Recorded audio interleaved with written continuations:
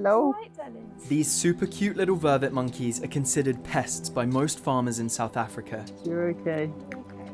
Many are shot on sight, leaving orphans struggling to survive. When Sal arrived, my word, he looked terrible. Oh, bless them. Hi, I'm Kyle Thomas, and welcome back to Wildlife Heroes, where we celebrate the unsung heroes who dedicate their lives to saving our Earth's wildlife. This is where wildlife hero Josie comes in. Hi, Josie. Hi, Carl. Nice Good to meet you. you. Josie's lifelong love of animals has led to her dream job, co-director of the Vervet Monkey Foundation. It all started for her 20 years ago, when a short stint as a volunteer resulted in her upping sticks from the UK for a new life out in South Africa. How did you end up coming from somewhere in England to South Africa where you are literally rescuing hundreds of vervets?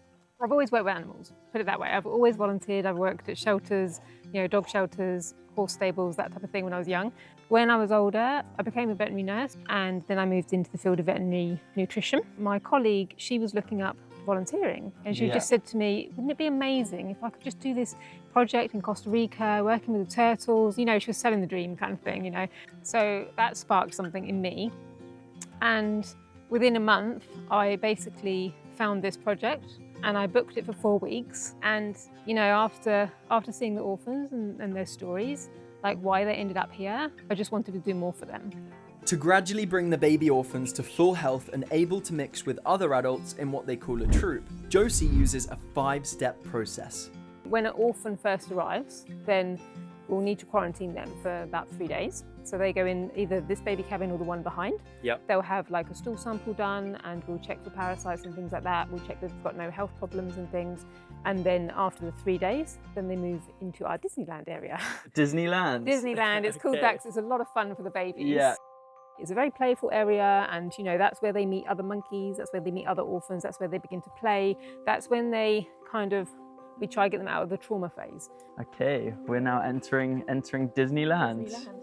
We take our shoes off in here when we go in, Yep. so that we don't contaminate the ground because they're very sensitive. Oh, they're terrified. It's okay, darlings. It's all right. It's all right.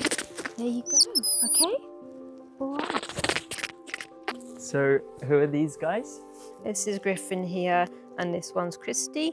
And Gryphon's mum was shot, and Kristy's mum was shot, but at different places. And Gryphon, he arrived very traumatized. They both did. So, he's been very difficult to feed with milk.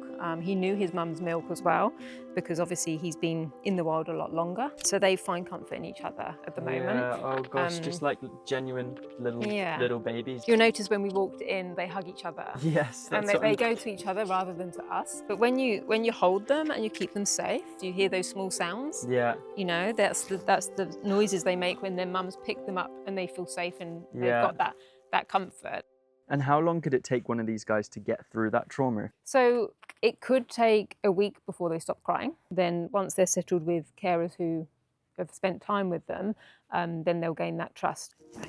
Okay, so Do you take those ones for I'll me? be monkey mum for a You moment. can be monkey mum, Hey, just hold them guys. really close to you, because then they feel Hi. comforted. Oh, hello. Hi, darlings.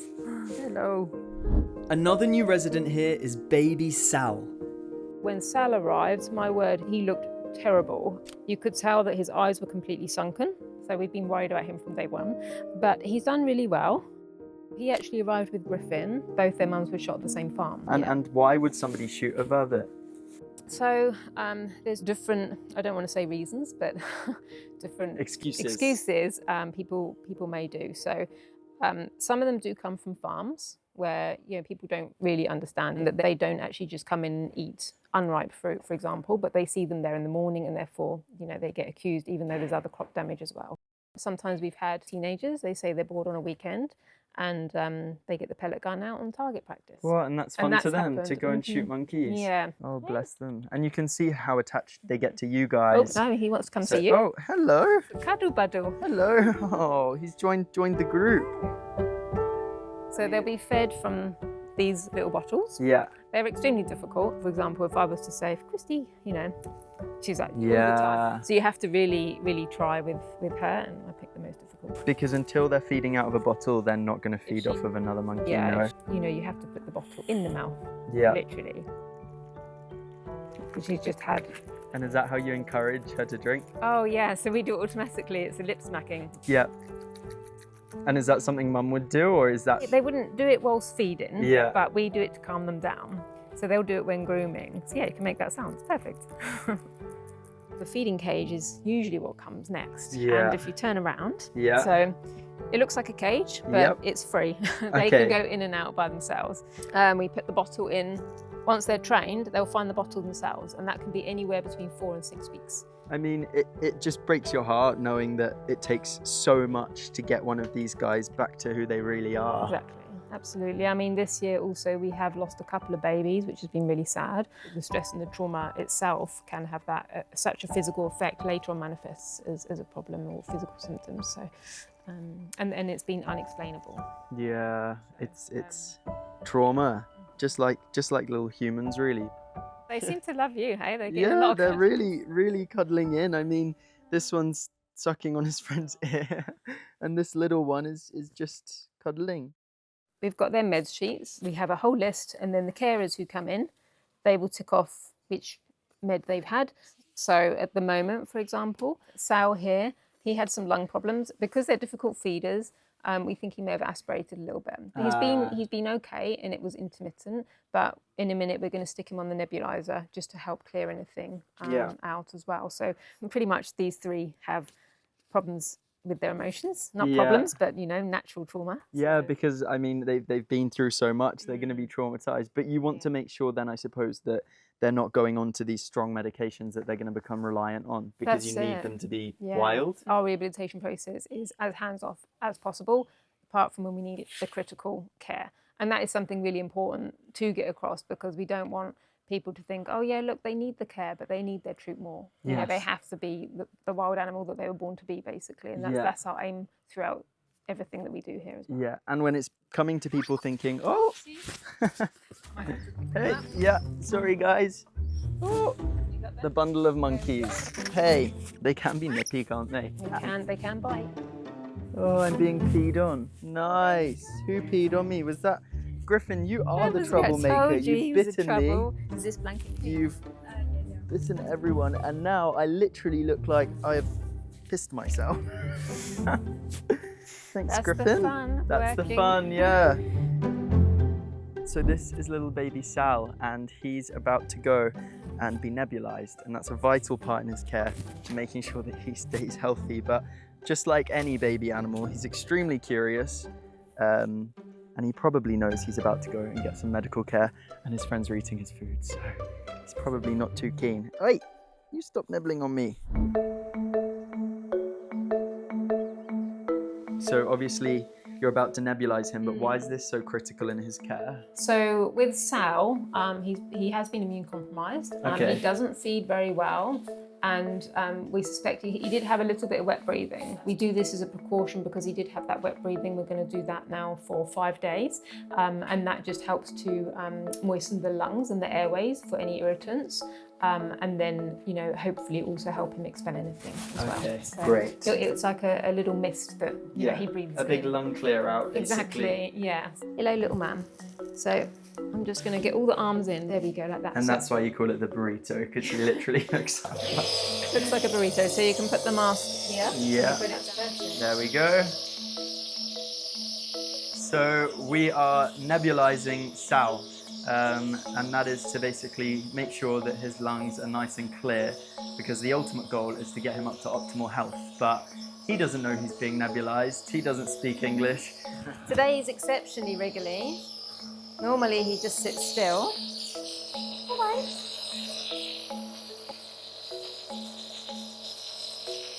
Okay. All done?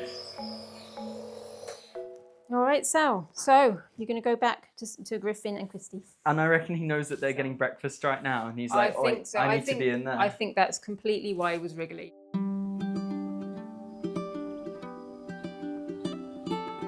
Okay, so where are we off to now? So the next stage of the rehabilitation is where the babies move to an introduction cage. Okay. So this is Maddie. Maddie was found near a coal mine. So when she arrived, she was very wet and cold. She also had ringworm. At this stage, quite often they're feeding in and out from the milk feeding cage where they go in the holes. Yep.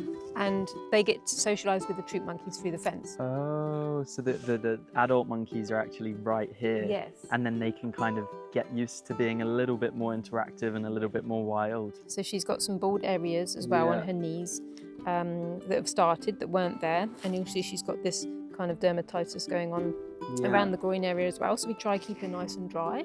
So what we're going to do today is clean these areas here, check for any more areas, and it's all right. So that when she's doing that, it's because she's cross with me. And it's like a shocked face, isn't it? She's looking at you like, It's what like- do you think you're doing? It's saying, go away. So I won't spend too much more time. It's all right. You're okay. You're okay. Now this is going to be challenging, probably, because she's, not a fan of either. And a little feisty monkey. So, And how often would you have to do this treatment? Would it be daily? so she has twice a day. Yeah. So sometimes she has some talcum powder to help keep it dry, and other times she'll have like moisturising cream. So today we're going to use like a zinc oxide cream, natural cream with different goodies in, to moisturise the skin as well. So we can have Are you all good? cream on there. She's being pretty She- good, isn't She she? loves to be groomed. So she loves to be groomed. You're okay. Yes. Right. I just can't believe what goes into caring for little baby monkeys, but it makes so much sense because they're such intelligent animals and they've had some pretty rubbish experiences with humans. So when they're this close to a troop of monkeys, they probably want nothing more than just to be with their own. Josie, I've just noticed that one of the female vervets has come right up to this little enclosure. Is she potentially a foster mum? Do you know what? That's actually Buffy. We used to think we can choose a monkey foster mum, but actually they choose each other. Oh, It's a wow. case of she already loves Buffy. So she's really excited to She's get to very Buffy now. excited. And I can also see the way that Buffy's looking at her. She's looking with a lot of love. She's excited to see her. You gonna go see Buffy? Ah, Mom! No, she's going to tell you off and scream at me. Oh. Oh, it takes a lot to get a monkey back to being with its own. Absolutely. Yeah, it's not a simple process. So some people say, why can't you just put an orphan in the wild? Well, one, it's going to die from no milk. Yeah. But secondly, they need to form a troop and they need to be a cohesive group and not just running everywhere. And fighting with each other all the time. And They then need to that- work together. They would basically be killed if you just put an orphan out there as well. Yeah. So this is the Holton Barrington troop, and we've got 2 babies in here. They're called Salty and Wendell. And then they're with mums Millie and Mara. Millie is a particularly fantastic mum up the top there. So she quite often hugs both of them and takes them on as her own. Mara's kind of a bit of a helper in there. Okay. So she does the Mara's just an babysitting. assistant. We call them like kind of part-time baby mums or full-time. And Millie's the full-time mum, she's more mature. Mara was an orphan herself. Oh, okay. Now she's taking care of an orphan as well. Yeah. But Salty and Wendell, both their mums were killed by cars. Oh. And they are doing fantastic. And we've got some exciting news because next week is the day they go out into their troop. Okay, so they've got a week left of kind of being in this rehab process. They are now with adult monkey mums. The humans have stepped away. You guys aren't going in here to intervene. And then they'll be out in the troop being wild monkeys like they should have been, right? Exactly. And you know what? You wouldn't tell the difference between a wild mum with the baby and one of these mums with the babies. They are using the milk feeding cage very easily. They're meeting the rest of the troop family through the fence. They're all chatty together. The females in the troop will respect that these mums now have babies. Yeah. And when they first go out, usually there's a whole gathering and the mums all gather around and they cuddle the babies. You know, And it's like a celebration. That's like the perfect ending. Yeah. So you've now told me all about stage 4 when it comes to the vervets. What's next? Next is the release. The release. So that's when these guys will get to go out and join the troop. This is the large open enclosure they'll finally go into. Mum will take care of them, and then all we have to do literally is provide the milks in the feeding cage, and they're self-sufficient because they've got the care of mum, they've got their family, and then they've got the milk provided. They've got their shelters in there and lots of indigenous bush for them to enjoy as well. That's the end, final stage. Yeah, But there's another stage we would love to get to, and that's the Vervet Forest. the Vervet Forest. Yeah, we would like to purchase some land eventually so that we can create an area outside, really in the wild, truly wild. And that's our end goal, is to actually be able to put some of these troops that are cohesive and, you know, living as a cohesive family into the wild in the Vervet Forest, so they can live freely in nature. So throughout that's their the days. goal. Lots of That's the- volunteers, that's the lots of long-term goal. fundraising, get all To them achieve that. out into a big forest. Exactly. I mean, that's the dream, and that's our kind of long-term vision. But you know, for these little guys, they deserve it, and at least we can give them a semi-wild enclosure. Awesome. If you've enjoyed learning about the adorable monkeys featured in this video, then head to the link in our description to learn more about the Vervet Monkey Foundation and the great work of Josie and her team. We have more wildlife content coming every Thursday, where we feature all sorts of animals and the great people helping to save them. Make sure to subscribe, and we will see you next time on Kyle's Wildlife Heroes.